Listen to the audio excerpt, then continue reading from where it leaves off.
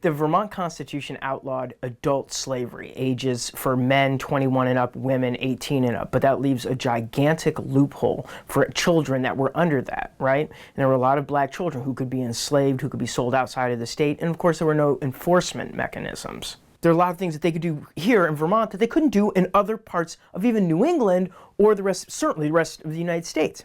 But at the same time, slavery persisted. At the same time, a black person could be kidnapped. I have a document of a young boy. His name was Anthony. He was sold out of the state of Vermont, I think in 1790. He was 8 years old.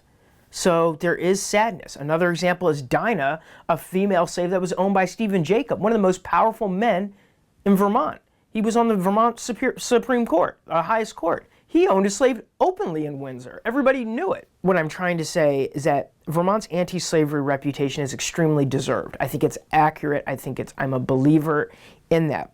But I think there's this other side of things that's going on. We do know that there were difficulties that black people faced. I'd still say, though, at the end of the day, the documents that I've seen, it's not perfect in Vermont. It's never going to be perfect, as we know in our society today even. But I still think in Vermont, there were more opportunities than there were in a lot of other places.